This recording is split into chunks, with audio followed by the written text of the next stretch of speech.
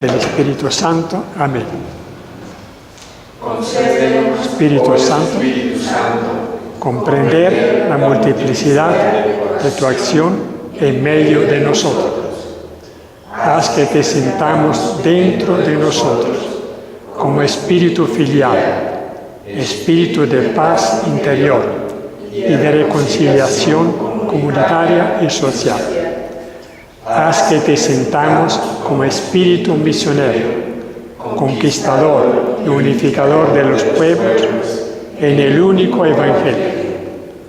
Haz que te sintamos como espíritu de comunión eclesial, espíritu que anima la unidad de los carismas, que unifica la multiplicidad del ministerio y nos permite experimentar anticipadamente algo del misterio trinitario en el que el Espíritu nos introduce ya desde ahora.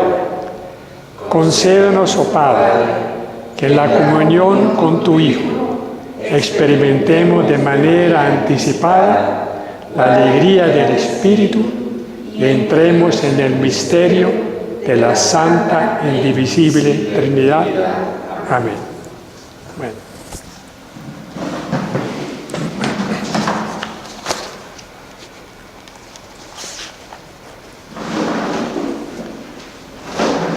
Como ven, yo les entregué el tomo sexto. Hagamos un recorderis. En el tomo primero estudiamos la introducción de la Biblia, todo lo que concernía al libro, la revelación, la inspiración, la distribución de los libros. En el segundo tomo introdujimos el Pentateuco y luego estudiamos Génesis. En el tercer tomo estudiamos el Éxodo. En el cuarto, la historia de Israel, Números, Josué, Jueces, Samuel y Reyes. En el quinto tomo ya estudiamos los profetas, de que acabamos de terminar. Como hicimos ya un buen recorrido a lo largo del Antiguo Testamento, ya estamos ahí, y ahora entramos un poco en el corazón del Antiguo Testamento, que son los Salmos. Yo voy a compartir con ustedes una serie de reflexiones y de informaciones sobre los Salmos que usted tiene. ¿No vamos a hacer la evaluación de la vez pasada? Bueno, eso para la próxima? como Jorge no viene, yo quisiera aprovechar cuando estuviera él, en un segundo momento hacemos la evaluación con él, pero sí vale la pena que la prepare porque es un repaso. Bueno,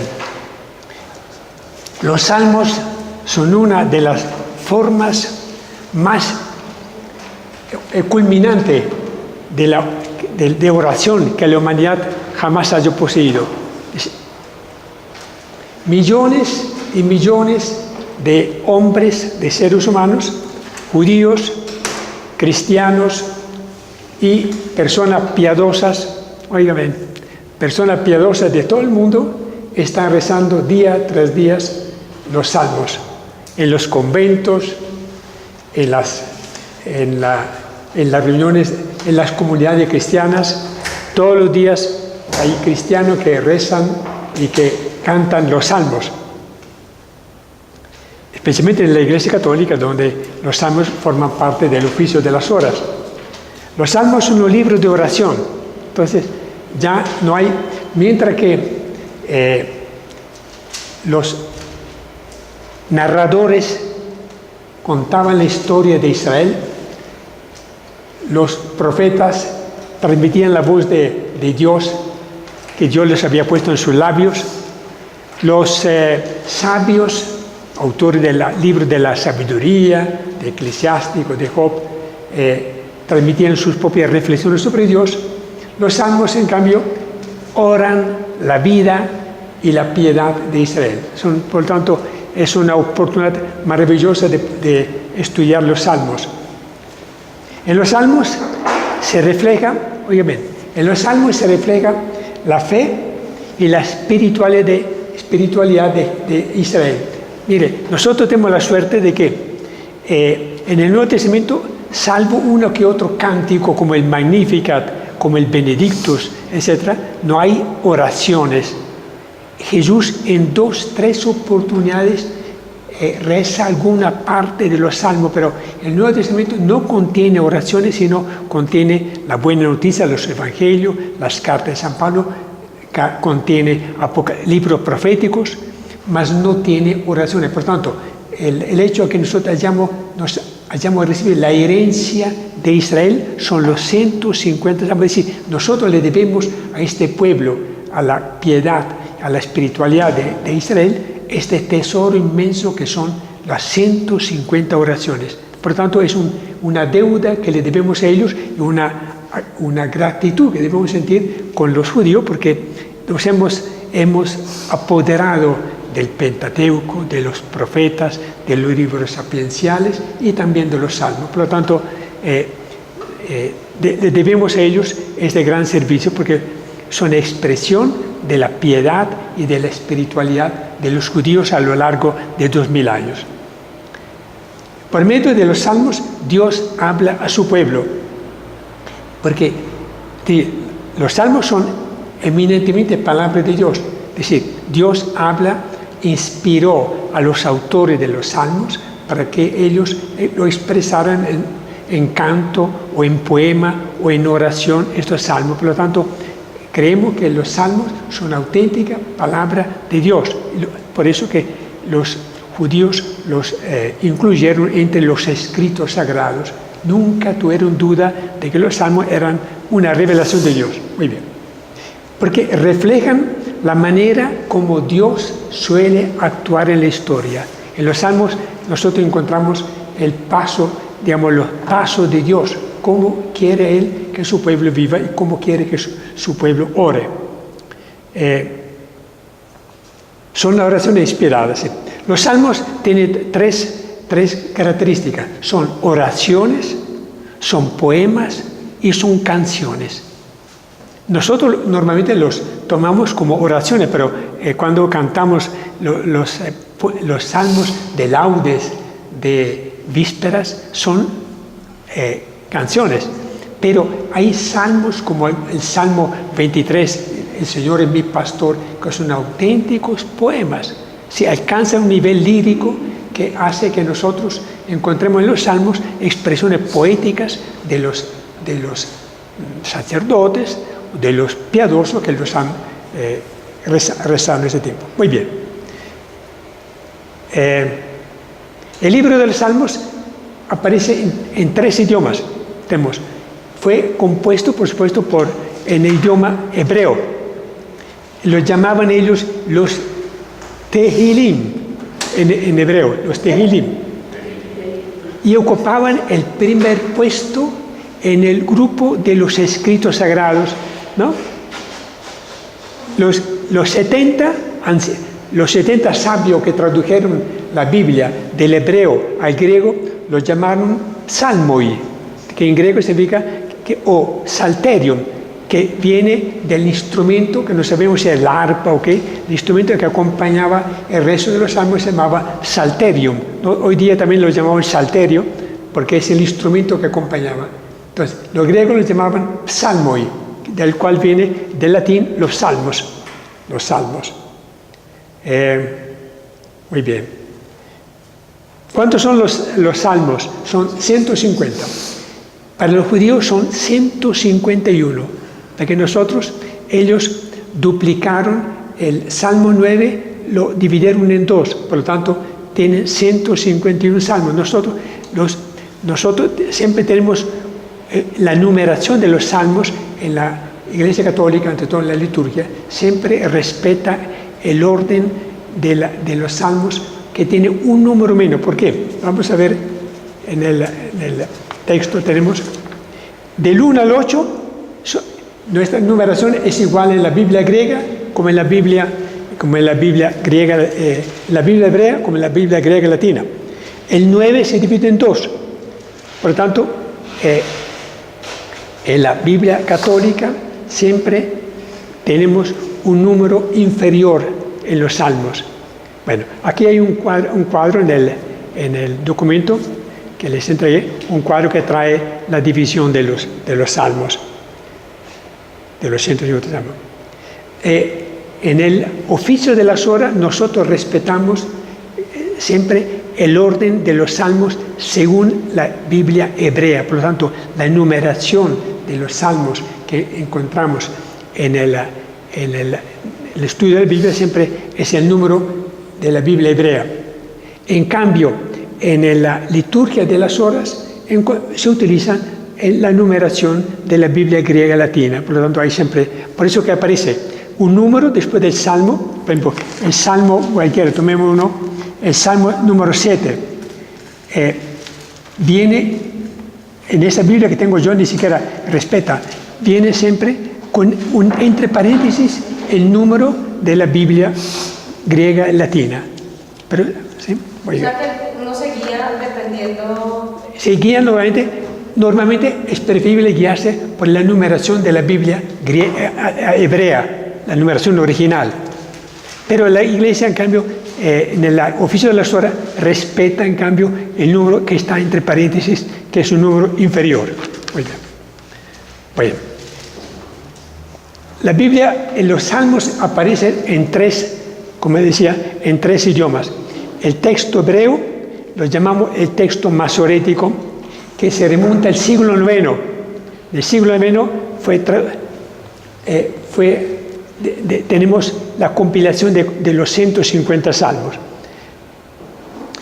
Viene la Biblia en el texto griego, traducido por los 70, bajo el régimen de los Ptolomeos en Egipto. Uno de ellos, en la época de Alejandro Magno, pidió a los ancianos de Jerusalén que tradujeran para compilar, para colocarlo en la famosa biblioteca de Alejandría, que era la biblioteca que conservaba los libros de toda la literatura mundial. Pidieron que 70 ancianos tradujeran al griego la Biblia hebrea, teniendo en cuenta que la colonia judía que había en Alejandría era tan numerosa que hablaban solamente el griego, mas no el hebreo. Por lo tanto, hacía falta que la Biblia tuviera una traducción en griego. Y uno de los padres de la Iglesia, San Jerónimo, tradujo del hebreo al latín, del griego al latín, los salmos también. Entonces, la traducción latina de los salmos viene de este padre de la Iglesia que se llamaba San Jerónimo, alrededor del siglo II. Okay. Bueno, hay otra distribución de los salmos que vale la pena que tengamos en cuenta. Hay 5 grupos de salmos, por ejemplo, porque, sí, como hay 5 libros en el Pentateuco, los 5 libros, Génesis, Éxodo, Números, Levítico, Deuteronomio, el autor los compiladores, los que redactaron finalmente los salmos, lo dividieron en 5 grupos. ¿Por qué 5 grupos? Cada uno de estos grupos, el último salmo termina con una doxología, con una glorificación. Miremos, por ejemplo, el Salmo 41, versículo 14. Salmo 41, versículo 14.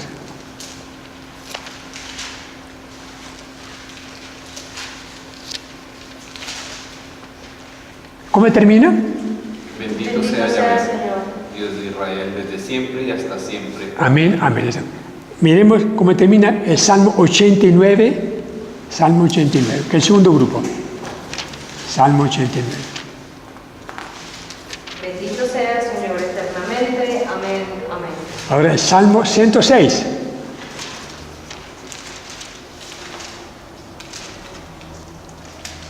Igual, bendito sea el Señor, Dios de Israel, por Exactamente. siempre y todo el pueblo. Amén, amén. Eso. Y el 150, el último.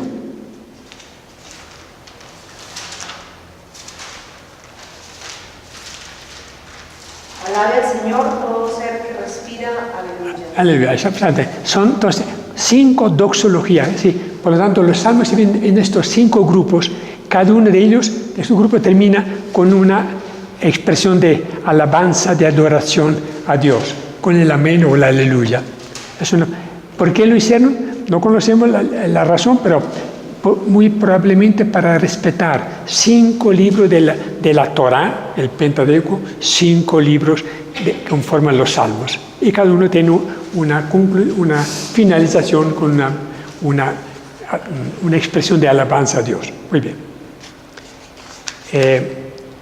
¿Quiénes son los autores de los Salmos? Bueno, hay otra forma de distribuirlos. Hay salmos donde a Dios se le llama Yahvé, el nombre que Dios reveló a Moisés. Y hay otra serie de salmos donde a Dios se le invoca con el nombre simple de Elohim, es decir, Dios, a secas, ¿no?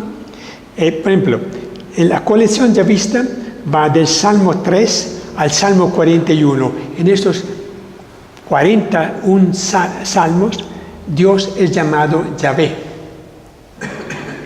En cambio, desde el Salmo 43 hasta el Salmo 150, Dios es llamado Elohim, Dios. Nosotros la palabra Yahvé la traducimos siempre con el nombre de Señor. Y el nombre de Elohim lo llamamos simplemente Dios, ¿no? Esa es la diferencia. Por lo tanto, hay una colección de salmos yavistas y otros eloístas. Otros nombres con que se le damos a los salmos es colección de David. Hay 73 salmos que se atribuyen al rey David, que gozaba fama de ser cantor y poeta, ¿no? En la corte del rey Saúl. Dante Alighieri, el gran poeta italiano, llama a David el cantor del Espíritu Santo, porque cantaba los salmos que nosotros atribuimos a David. Hay otros salmos que son atribuidos a una persona que se llama Coré, no sabemos quién sea. Otros a Asaf y a otros también a Moisés. Por lo tanto, no conocemos quiénes son verdaderamente los autores de los salmos. Muy probablemente fueron sacerdotes, levitas, hombres profetas, hombres muy religiosos, hombres y mujeres, ¿no? Que en determinado momento plasmaron en poemas, en canciones y en oraciones su propia experiencia religiosa. Salomón no. También a Salomón se le atribuye un salmo por ser un hombre sabio. Ante todo, los salmos sapienciales, que encontramos en una serie de salmos, como el Salmo 118, se atribuía al rey Salomón.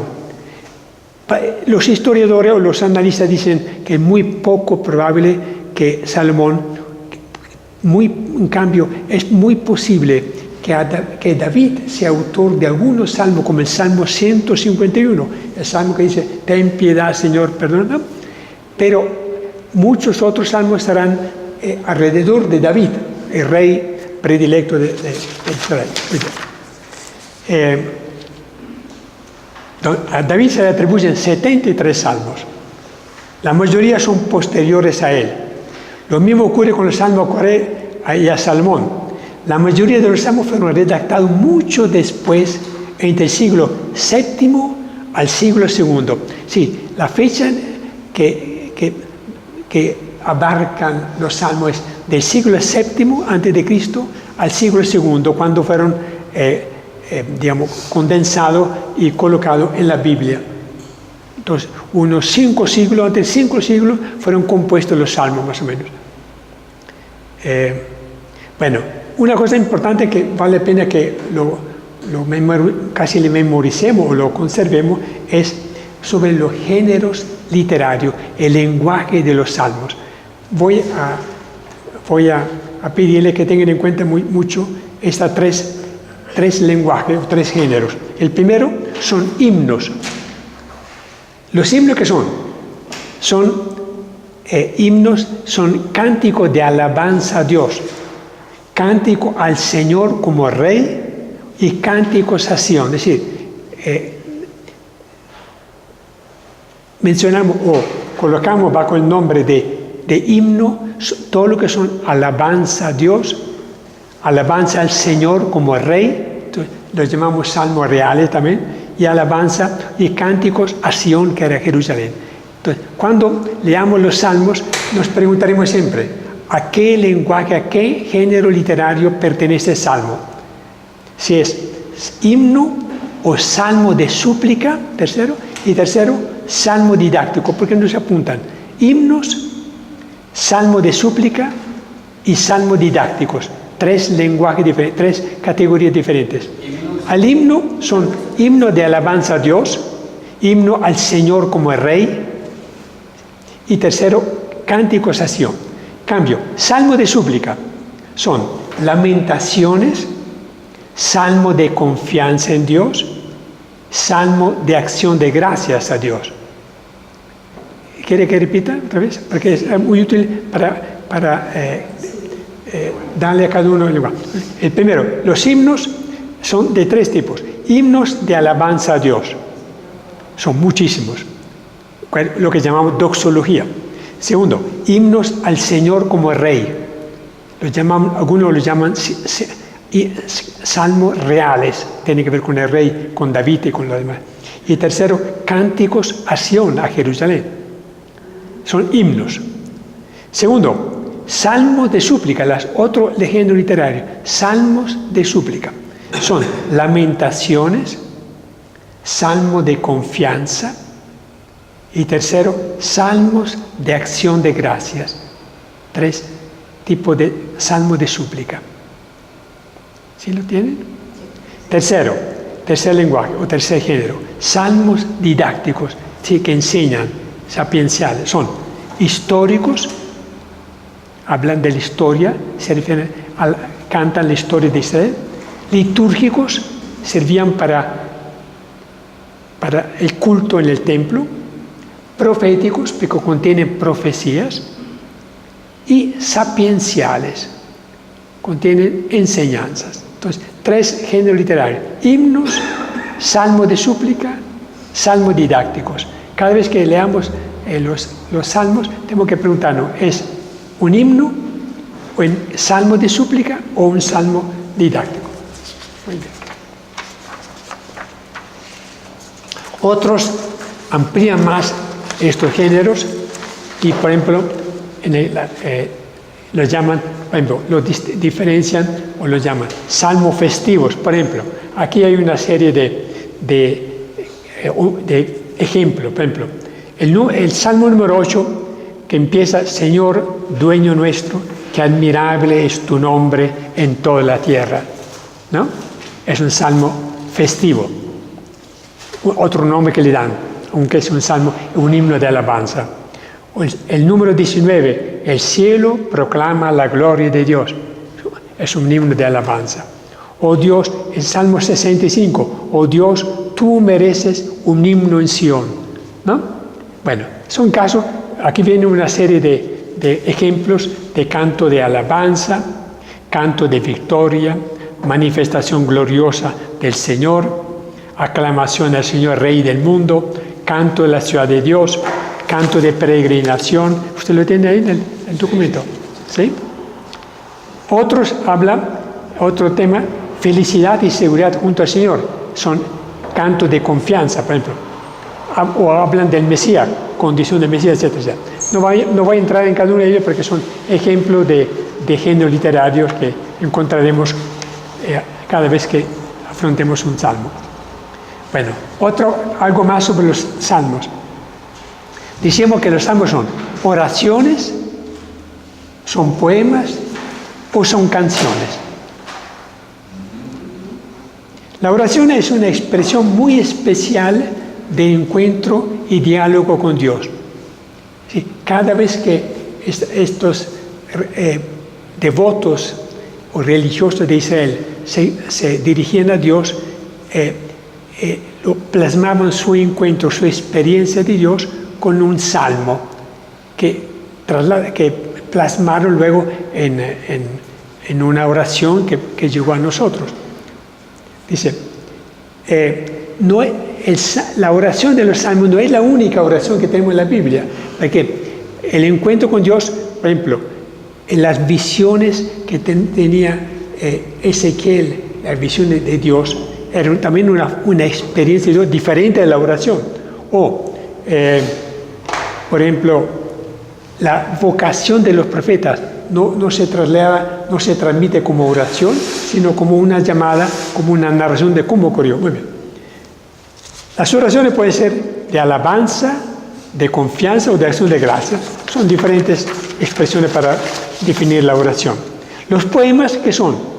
Cuando los sentimientos religiosos del creyente se convierten en lenguaje lírico, pueden convertirse en poemas. Algunos de los salmos de los 150 son auténticos poemas líricos, son poesías que nosotros apreciamos por su nivel, digamos, lírico y poético. Y cuando los salmos se cantan, se convierten en canciones. Imaginamos que en el templo los salmos no se rezaban, sino se cantaban con la melodía propia de los judíos. En la Biblia, además de los 150 salmos, contiene muchos otros cánticos. Por ejemplo, hemos visto algunos. El canto de Moisés, tan pronto atraviesa el Mar Rojo, junto con su hermana, dice, cantó la victoria. Siempre lo leemos, el día sábado santo cantamos siempre este cántico de Moisés. Otro cántico conocido es el canto de Ana, madre de Samuel, cuando da gracias a Dios. De ahí el evangelista Lucas sacó parte del Magnificat. El canto de David, el canto de Judith, canto de la viña. Sí, hay muchos cánticos que no están comprendidos entre los 150 salmos. Muy bien. Los salmos se utilizaban preferentemente en el culto, acompañando los sacrificios o para la grande liturgia de la Pascua. Por lo tanto, los salmos eran preferentemente, no eran oraciones personales, sino estaban destinadas al culto a la comunidad. Por lo tanto, entendemos que los salmos, en la forma como están presentados en ese momento, eran cantados acompañando el culto en el templo de Jerusalén. Pero más tarde, los salmistas, para ser más dramática la situación que describe el Salmo, lo revestía, lo fingía, por ejemplo, que el que habla era una persona acusada falsamente por sus conterráneos, y por lo tanto hace un revestimiento del Salmo figurando o colocando al cantante o al salmista como si estuviera viviendo una situación que no era la situación que había vivido inicialmente el Salmo. Son explicaciones que dan. ¿Qué hacemos cuando leemos un Salmo? ¿Qué deberíamos hacer?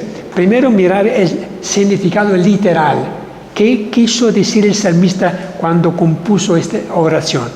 Pero detrás del significado literal que tiene el Salmo, podemos buscar el significado típico o simbólico. Por ejemplo, muchas veces aparece David como personaje o Moisés, pero nosotros pensamos de que este David lo podemos interpretar como el rey, el Señor, o Moisés como Cristo, el que nos entrega la ley. Por lo tanto, hay un revestimiento de los salmos para actualizarlos. Normalmente nosotros, cuando rezamos los salmos, cuando estudiamos un salmo, primero estudiamos el significado literal del salmo, de cada versículo, de cada texto.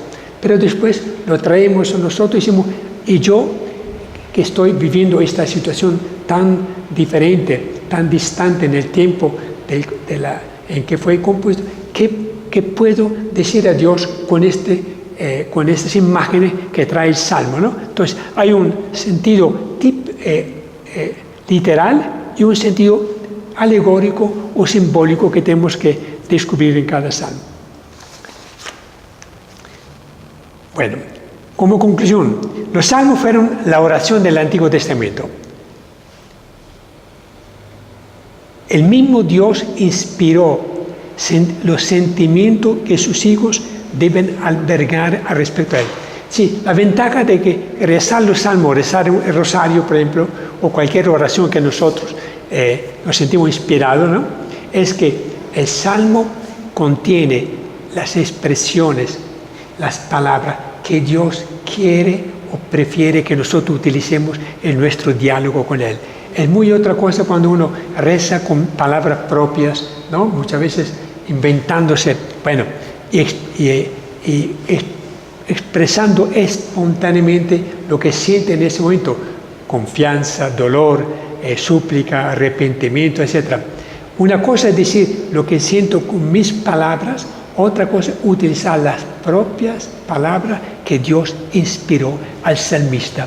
Obviamente, esto siempre tiene un valor mucho más grande porque el salmista nos enseña cómo quiere que nosotros hablemos, roguemos y tratemos a Dios, porque Él creemos que esto fue inspirado, por lo tanto es siempre preferible utilizar palabras y expresiones, sentimientos que Dios mismo nos sugiere que inventarnos palabras, expresiones que de repente son muy genuinas, muy personales, pero que están muy lejos de lo que Dios espera de nosotros. Dice, Él sugirió palabras que debemos usar para dirigirnos a Él. Esa es la gran ventaja, la gran riqueza que tiene el Salmo. Es como cuando uno prepara a una persona para una entrevista. Le dice, vea, yo conozco muy bien al jefe con el cual tú vas a entrevistar. Por favor, no te atreves a utilizar estas expresiones. En cambio, diga esto, aquello, etcétera, etcétera, porque esto le va a encantar al jefe que le va a entrevistar.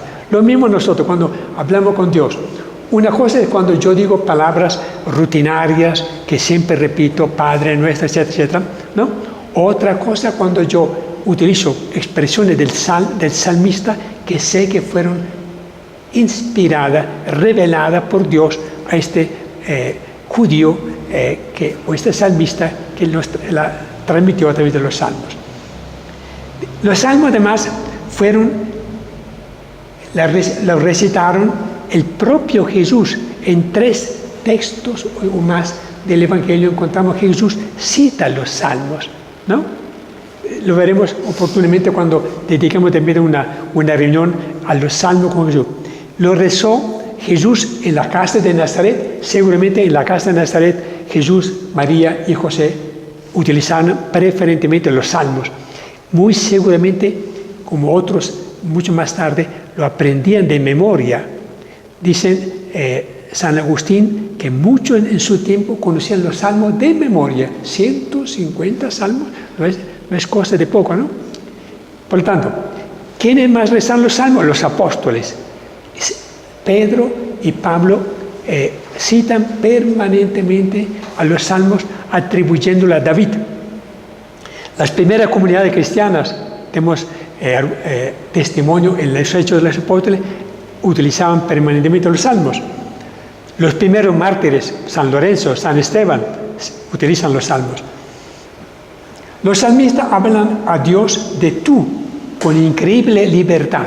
Eso es lo que nos sorprende muchas veces, ¿no? Era tal la confianza, la espontaneidad que tienen los salmistas que trataban a Dios de tú a tú. Lo que a veces nosotros lo hacemos con cierto cual temor, pero normalmente el Padre Nuestro, decimos también Padre Nuestro, etc., utilizamos el tú a tú. En la oración los israelitas gritan de entusiasmo, gimen de dolor, se recrean en las acciones de Dios y a veces expresan su enojo y retan a Dios a que los ayude. Entonces en los salmos encontramos sentimientos de ira, de despecho, de lamentación, de confianza, de entrega. Por lo tanto, son de una riqueza increíble. Jesús bebió de la espiritualidad de los salmos y los utilizó en sus oraciones personales. La Iglesia ha hecho de los salmos su oración oficial. La oración oficial de la Iglesia son los salmos. Raras veces encontramos la Iglesia utilizando oraciones de santos, aunque cada vez más ciertas oraciones de Teresa de Jesús o de San Juan de la Cruz entran a formar parte, digamos, de las oraciones, pero oficialmente en la liturgia siempre y solo se utilizan salmos. En la oración, sí. ¿Quién reza en la iglesia cuando oramos los salmos? En la oración oficial de la iglesia, quien ora es el entero cuerpo místico de Cristo. Es Cristo con toda la iglesia que ora a Dios, que es la cabeza junto con los miembros. Cuando rezamos los salmos, podemos decir con San Pablo, ya no vivo yo, ya no oro yo, sino que es Cristo que vive y ora en mí. Entonces, una expresión que nos da a entender que cuando oramos con los salmos, es Cristo mismo, la cabeza del cuerpo, que ora con nosotros. Por lo tanto, el valor que tiene la oración hecha en Cristo, con Cristo al Padre, tiene mucho más valor que nuestras pobres expresiones con las cuales tratamos de decir lo mejor que se nos ocurre, ¿no? Pero es mucho mejor utilizar expresiones que vienen de los salmos porque sabemos que llegan al corazón de Dios, porque fueron inspiradas, entregadas por Dios a estos personajes. Cuando rezamos los salmos, cuando Cristo, nuestro intercesor y mediador en el cielo, ora al Padre, no se separa de su cuerpo, que es la iglesia. Sí. Cuando Cristo, que está sentado a la diestra de Dios, ora, intercede, hace mediación con el Padre, nunca se separa de la iglesia. Es Él con la iglesia que hablan al Padre. Entonces, la gran ventaja que Cristo, aún en su relación personal, divina con el Padre, nos introduce, nos inserta en su propia oración. Él ora siempre para nosotros, en nosotros, y es rogado por nosotros, siempre dentro del contexto de las oraciones de los salmos. En cambio, cuando se usan los salmos fuera del contexto de la liturgia, es el creyente que ora en espíritu y verdad, como lo pidió Jesús. Vendrá el tiempo en que ustedes no orarán en el templo, ni aquí en Jerusalén, ni en el monte cerca, sino en espíritu y verdad. Es decir, cuando nosotros rezamos, por ejemplo, el oficio de las horas laudes o vísperas, pero en privado, no junto con la comunidad, que sería preferible, oramos a Dios en espíritu y verdad, es decir, sabiendo que estamos unidos por la fe con la oración de Cristo. Muy bien. ¿Qué hacían las primeras comunidades cristianas cuando después de Pentecostés rezaban los salmos? Ellos actualizaban los salmos. Siempre, supongamos, cuando un salmo tenía que ver con momentos trágicos, cruciales del pueblo de Israel a causa de la invasión de Nabucodonosor o en la deportación, ellos traían este salmo a la situación real en que vivían ellos, perseguidos por los romanos, ¿no? con serias dificultades en su vida. Por lo tanto, es muy legítimo traer el salmo en su situación de hace 2000, traerlo a la situación real en que vivimos. Si uno lo reza en un momento de angustia, uno perfectamente puede aplicar las expresiones propias del salmo, del salmista, en una situación muy diferente a la situación en que vive actualmente. Esta es la gran ventaja que nosotros hacemos nuestra oración de los salmos. Muy bien. Por ejemplo, tenemos algunos casos acá. En los Hechos de los Apóstoles, capítulo 1, versículo 5, dice San Pedro: hermanos, tenía que cumplirse lo que el Espíritu Santo había predicho en la Escritura, como lo dice David. Cada vez que los Hechos Apóstoles hablan de David, se refiere como lo han dicho los salmos, ¿no? Porque San Pedro pensaba que todos los salmos habían sido escritos por David. Otra vez dice que Dios anunció por boca de los santos profetas antiguos: tú, Señor, le inspiraste a tu siervo, nuestro padre David. Tú inspiraste a David los salmos. Por lo tanto, ellos interpretaban lo que decían los salmos aplicando a la situación concreta que están viviendo en ese momento. Muy bien. Sobre esto habría mucho más que decir, pero pienso que tenemos una primera base de información. Primero, el significado del salmo. los autores, la numeración, la distribución de los salmos, los títulos de los salmos, los géneros literarios, muy importante, luego los salmos, digamos, en la boca de Cristo, ¿no? En los labios de Cristo que se comunica con el Padre. Y podemos entrar a estudiar el primer salmo. Lo tenemos en nuestro documento, en la página 4.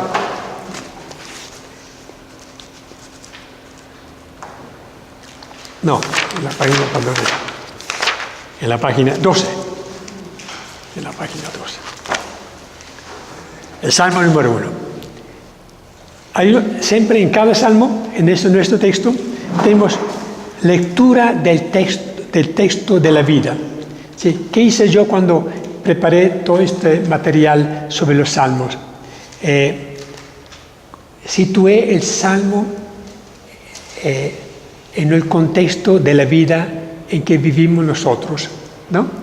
Tratando de ver qué puede enseñarnos la situación que vivimos nosotros, el primer salmo, ¿no?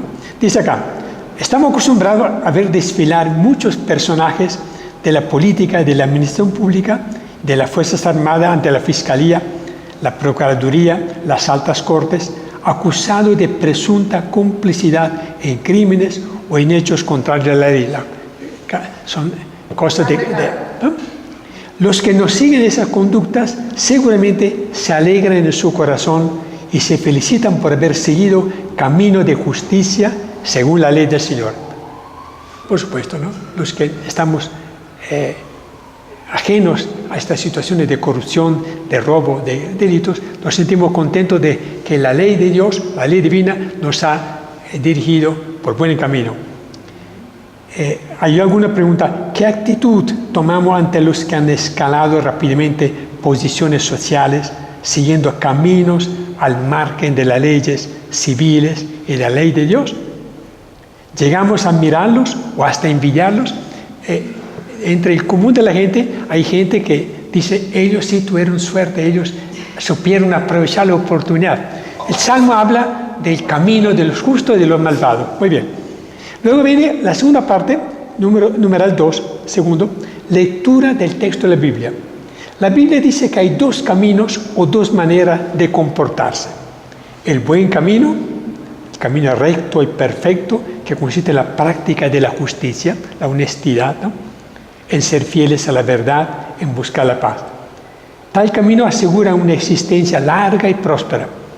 El mal camino, tortuoso, el que siguen los insensatos, los pecadores, los malvados, conduce a la perdición y a la muerte. Cristo es el camino vivo. Él mismo se proclamó: yo soy el camino. Muy bien. Ahora, leyendo la Biblia, entendemos un poco por qué se planteó esta situación muy propia de cada época.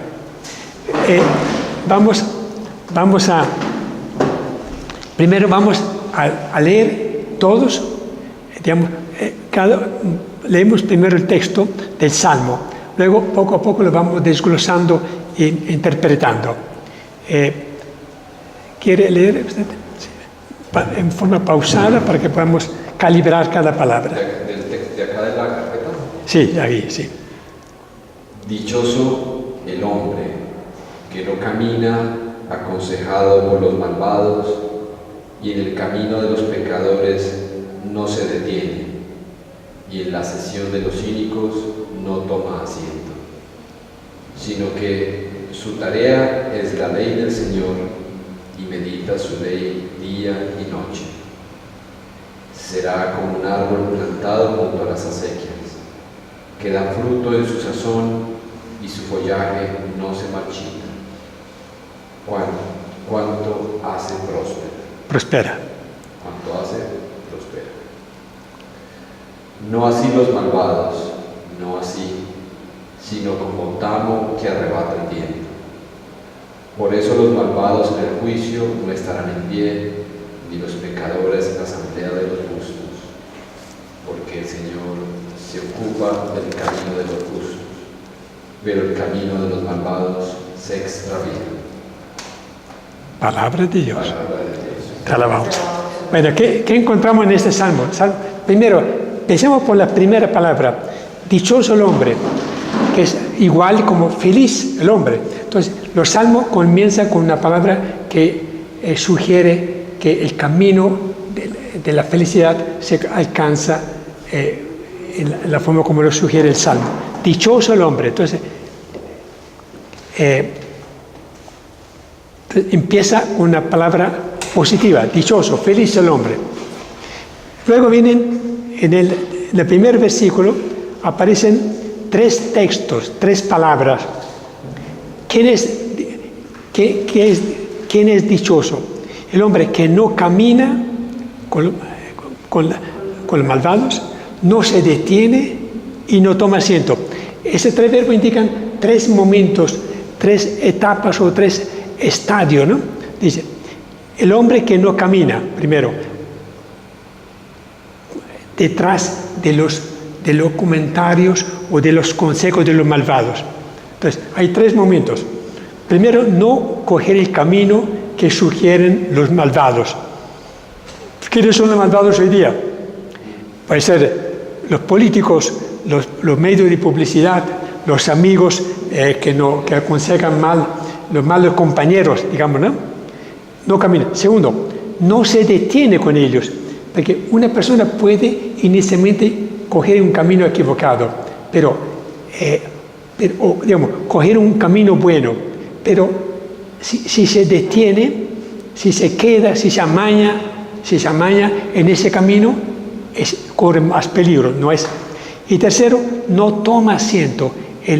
El hombre que no toma asiento, que no permanece en el error, en el camino equivocado. Entonces, dichoso es el que no coge el camino de los malvados, que no se detiene en él y no toma asiento. Entonces, son 3 momentos muy interesantes, ¿no? de la persona que persigue la felicidad. No tomar caminos equivocados, no detenerse en ellos y no tomar asiento. Sí, no quedarse del mal camino. Este es feliz, según el salmista. Sino que su tarea es la ley del Señor. La ley divina, el Evangelio, los 10 mandamientos, es la tarea del hombre, del justo, del hombre dichoso. Y medita su ley día y noche. ¿De quién se acuerda que meditaba en su corazón día y noche la palabra del Señor? La Virgen María. Muy bien. Entonces, aquí viene un ejemplo.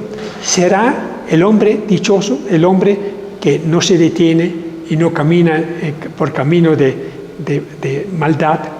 Será como un árbol plantado junto a acequias. Sabemos que los árboles que están plantados junto a los ríos, ¿no? Obviamente crecen y tienen un follaje, dan fruto en su sazón, siempre dan frutos en su momento oportuno, en su temporada. Su follaje no se marchita, cuanto hacen prospera. Entonces, el hombre que sigue, cuya tarea es la ley del Señor, es como un árbol, bellísima imagen del justo que crece, que da siempre frutos. ¿Se acuerdan cuando Jesús un día regresaba de Betania para Jerusalén y vio un árbol de higos? Y fue para coger un higo, el que tenía hambre, encontró solamente follaje y maldijo la higuera porque no daba fruto. Y no era época de fruto, de higos, pero Jesús maldijo. El día siguiente, cuando regresó de Betania a Jerusalén, los apóstoles se dieron cuenta que este árbol estaba totalmente seco ya. La maldición de Jesús se había convertido en hechos concretos, ¿no? Entonces, nosotros, dice, el hombre que sigue la ley de Dios es como un árbol plantado. Entonces, ¿qué nos enseña? A que permanezcamos siempre junto a la fuente de agua. Cuando hablamos antes de los sacramentos, que me preguntaba Patricia sobre los sacramentos, el que se mantiene alimentando su vida espiritual con la oración, con la vida sacramental, etc., es como un árbol que da siempre, cuyo follaje siempre es verde y da fruto a tiempo oportuno. No así los malvados, dice el salmista, no así, sino son como paja, como tamo que arrebata el viento. ¿Cuántas personas que nosotros conocemos y tratamos cada día son como paja que se deja llevar por los instintos, por los caprichos, por lo que dice la gente, por la moda, ¿no? Por lo que hoy día se hace así, ¿no?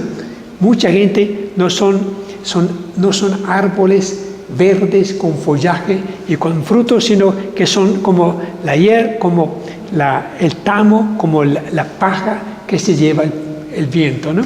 Es un poco una imagen muy bonita de la persona que lo tienen, que cogieron un camino equivocado, que se detuvieron en el camino, que se amañaron en el camino. Dice, por eso los malvados en el juicio final no estarán de pie. Esta es una advertencia muy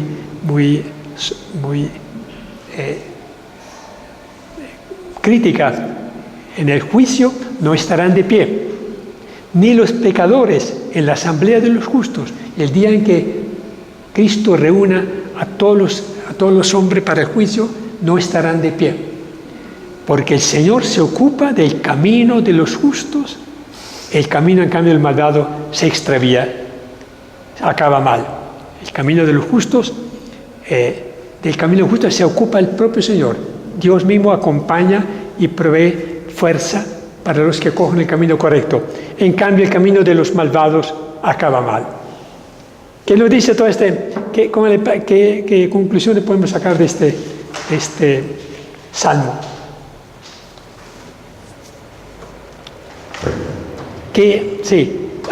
Primero, habla del camino. Hay dos imágenes, una del camino y otra del árbol.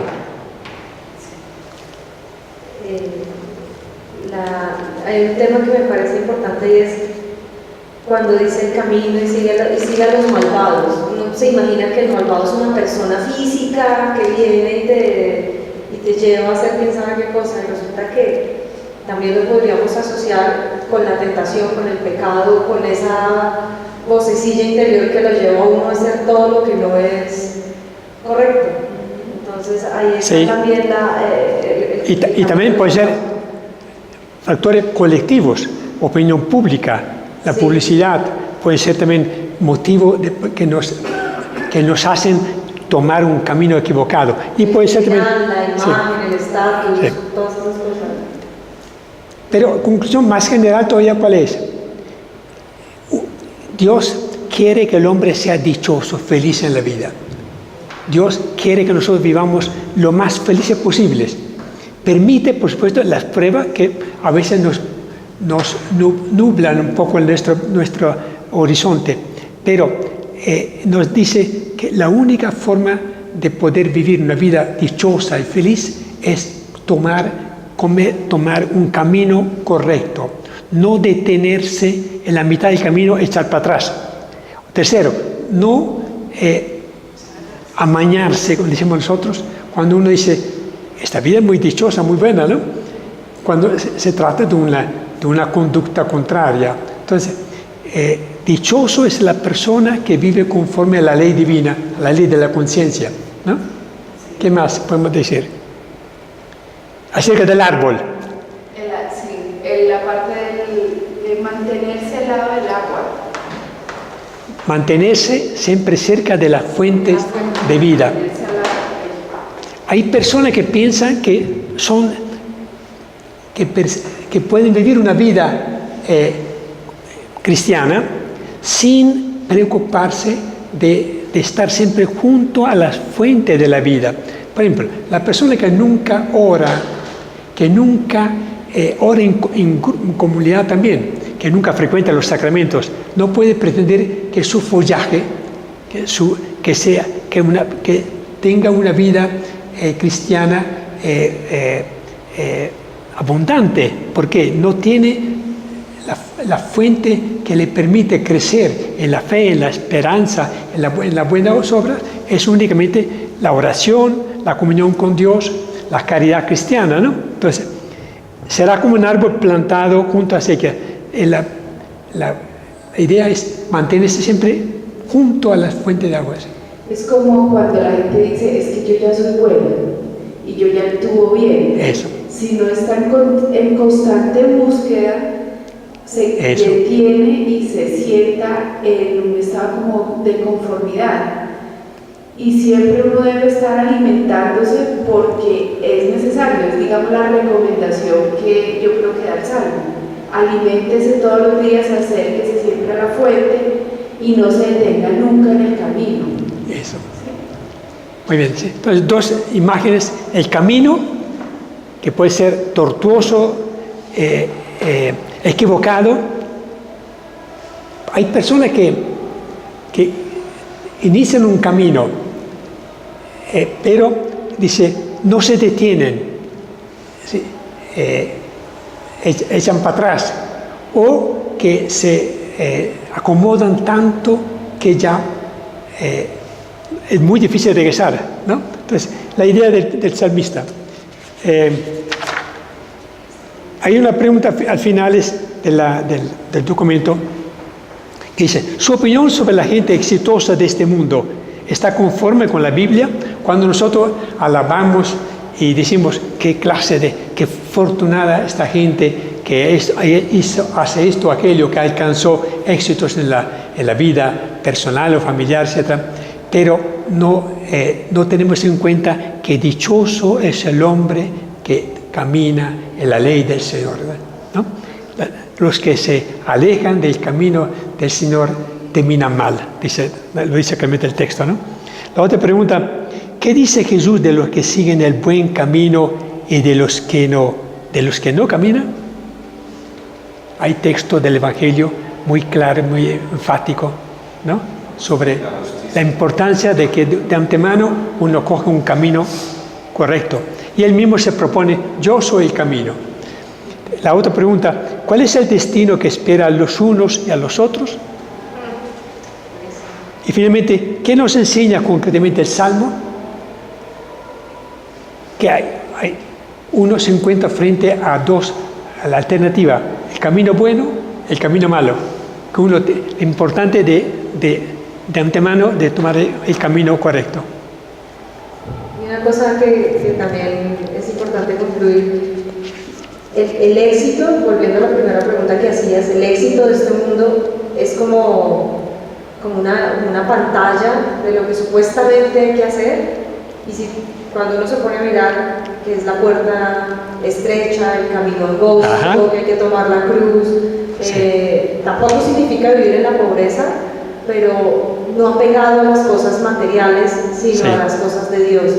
Y yo creo que ahí estamos todos bastante lejos, porque el éxito sí se ve a nivel económico, qué tan grande es tu casa, qué tantos carros, los viajes, no sé qué tantas cosas de marca, en fin, y desafortunadamente nos perdemos en ese caminar, que no es necesariamente el camino de Dios. Sí.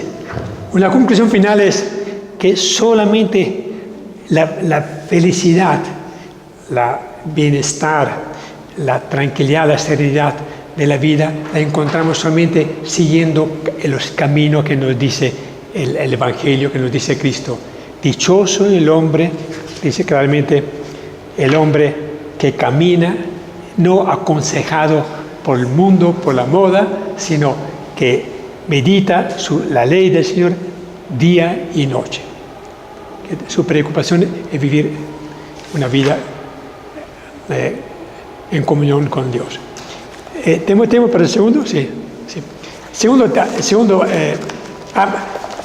Terminamos, compartimos juntos la oración final que fue escogida, que tiene que ver con el Salmo. Recémosla juntos para poder concluir.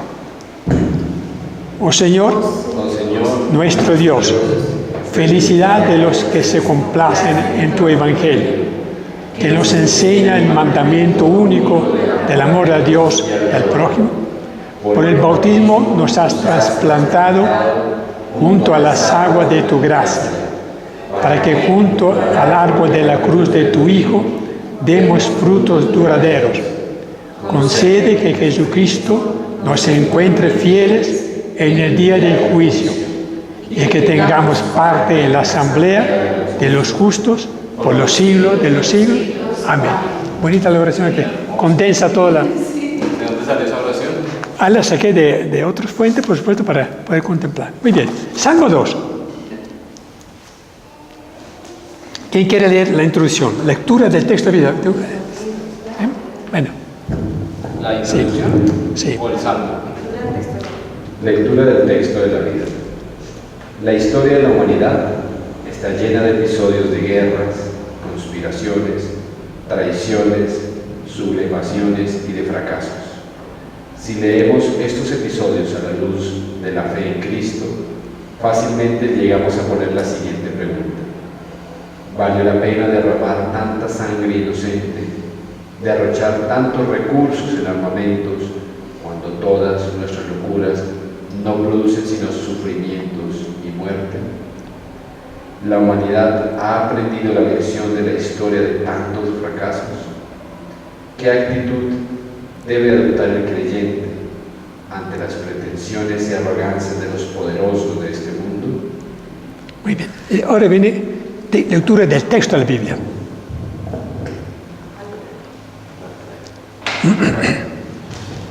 Nuestra historia es historia de salvación, donde actúa Dios, pero sin ser percibido por los hombres, sino por la fe. Esta verdad, la mayoría de las verdades de nuestra fe, las aceptamos muchas veces solo con la cabeza, sin vivirlas y asimilarlas. El salmista dice: sentado en su trono, el Señor sonríe de nuestras locuras y se burla de sus enemigos. Él ha colocado a Jesucristo como Señor del cosmos, como Señor de la historia. Él lo ha consagrado Rey y le ha entronizado diciéndole: tú eres mi Hijo, yo te he engendrado hoy. Muy bien. Entonces, una buena introducción. Hay una breve reflexión. ¿Cómo percibes tú, creyente, la arrogancia de los gobernantes de las naciones que desafían a Dios y pisotean los derechos de los otros pueblos? Pensamos nosotros hoy día claramente en nuestros ejemplos concretos de Corea del Norte, de Venezuela y de otros pueblos, ¿no?, donde pisotea todo derecho, toda libertad. Leamos ahora el Salmo. Que lo lea.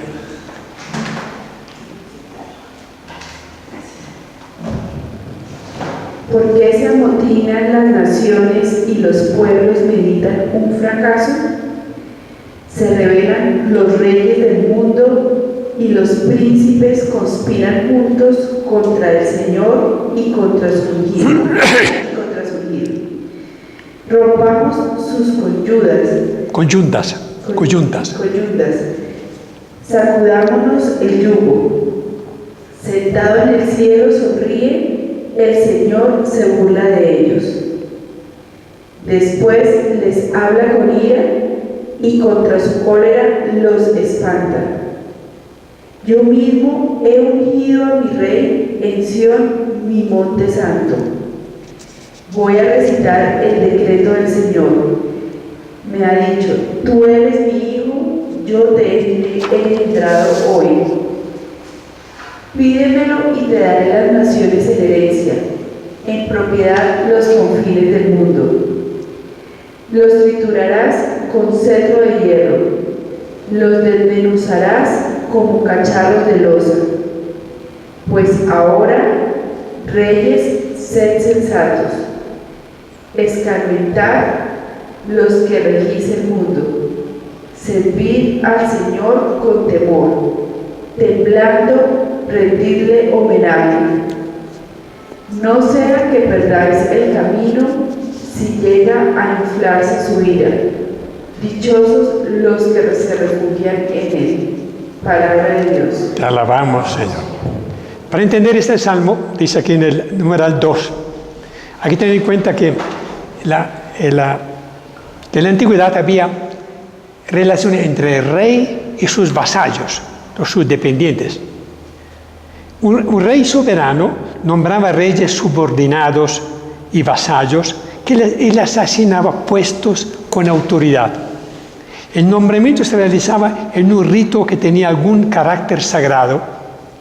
Transponiendo este esquema a la concepción religiosa, tenemos que Dios es soberano. Todos reconocemos Dios es soberano de todos, de todo el mundo, y establece y depone reyes y gobernantes. Lo hemos visto, por ejemplo, en el libro de Daniel, como Dios coloca a Nabucodonosor para castigar a su pueblo. Luego lo reemplaza por Ciro, el rey de Persia, y lo llama mi servidor. Luego Alejandro Magno. Dios mismo va colocando, permitiendo que haya reyes inicuos, malvados, que hicieron tanto daño a la humanidad, como hoy día. Dice, cuando Jesús se encuentra frente a Pilato, ¿se acuerdan? Pilato dice, si tú eres rey, ¿por qué no tienes aquí? ¿Por qué estás aquí sin legiones de soldados, sin personas? Dice, yo no soy rey de este mundo. Si yo fuera rey de este mundo, el Padre me daría legiones de ángeles para poderme defender. Lo que indica, Dios es el que pone, que da autoridad a los reyes, a los gobernantes de este mundo, y el día en que quiere, lo deja caer. Como ocurrió en la historia de Israel, con Nabucodonosor, con Darío, con los demás. Entonces dice, Dios ha escogido, Dios es soberano de todo el mundo, establece y depone a reyes y gobernantes. Él ha escogido a David, lo ha nombrado rey, y con él ha fundado una dinastía estable en Jerusalén. Le sometió a reyes y vasallos de los países vecinos. Cuando estos se rebelaron, como sucedió con el siglo VIII, con Efraín de Siria, se aliaron contra el reino de Judá, Dios no toleró su proyecto. Cuando más tarde el imperio de Siria amenazó a Judá, el Señor le anunció a través del profeta Isaías que su autoridad soberana, Dios, por ejemplo, no permitió que el rey Sennacherib invadiera a Jerusalén porque había blasfemado contra Yahvé. Es decir, Dios es el que maneja el ajedrez de los gobernantes, de los reyes de este mundo. Permite que suban, que tengan autoridad de poder, personas que pueden hacer grandes daños o que pueden realmente gobernar rectamente. Dice, sabemos que lectura del Salmo, al final, numeral 3. El salmista, que es el yo del poema, se refiere en tercera persona a unos aliados rebeldes. Miremos un poco el texto. Dice, ¿por qué se amotinan las naciones y los pueblos meditan su fracaso? Está frente a una situación en que naciones y pueblos están fraguando un fracaso, una acción que termina negativamente.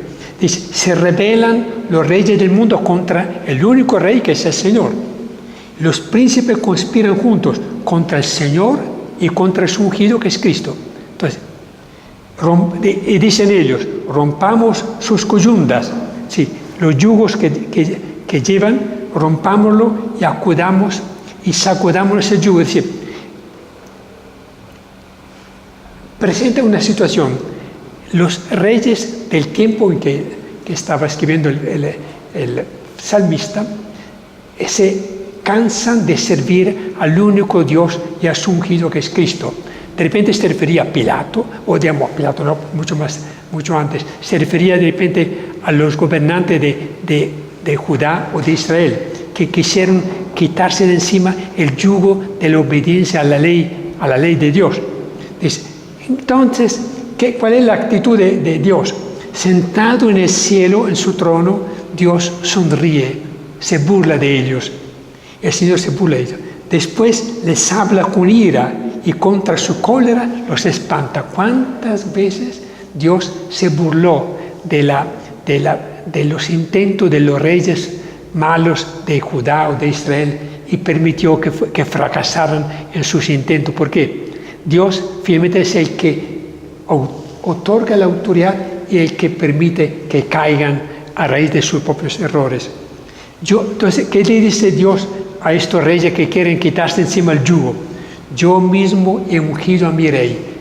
Dios ha escogido un rey y Señor que es Cristo finalmente, en Sion, en Jerusalén, mi monte santo.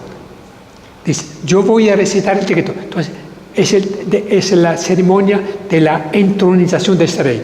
Voy a recitar el decreto. Tú eres mi hijo, yo te he engendrado hoy. Este texto es muy famoso porque nos sirve fue utilizado por la comunidad cristiana y por los evangelistas para explicar un poco por qué Cristo es el Hijo de Dios. Dios ha colocado a Cristo como su representante en el mundo. Dice, yo lo he engendrado hoy. Dice, pídemelo y te daré la nación. Entonces, Dios otorga a Cristo el dominio sobre todas las naciones, la propiedad de los confines del mundo. Dice, tú los triturarás con cetro de barro. Cristo tiene toda la autoridad y el poder para triturar los reinos y los imperios del mundo. Lo desmenuzarás como cacharro de loza. Pues ahora, reyes, entonces, una invitación ahora, reyes, sed sensatos, aprended de los que regís el mundo, servid al Señor con temor. Entonces, es una invitación a todos los gobernantes del mundo para que aprendan que Dios otorga la autoridad, el poder, y en el momento en que quiera los tratará como cacharros, ¿no? Entonces, es un salmo muy citado en el Nuevo Testamento para recalcar que solamente Dios es el autor, el que otorga el poder y la autoridad, y que Cristo es el que vendrá a reinar. Muy bien. Habría muchas cosas que contar, pero hay una breve búsqueda de respuesta en el numeral 5, en la página 17 al final. Dice, los primeros escritores cristianos rezaban este salmo pensando en la alianza entre Herodes y Pilato.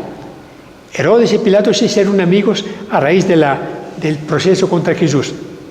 Ellos pensaban que tenían autoridad sobre Jesús. Finalmente eran simplemente unos pobres actores que tarde o temprano cayeron en sus mismos errores. Contra tu santo siervo Jesús tu ungido. El autor de la carta de los Hebreos cita este salmo y lo aplica a la filiación divina de Jesús y a su dignidad sacerdotal, cuando dice, tú eres mi hijo, yo te he engendrado hoy. Es un argumento que toma el autor de la carta de los Hebreos. El autor del Apocalipsis lo aplica a la lucha de Cristo y su iglesia contra los poderosos.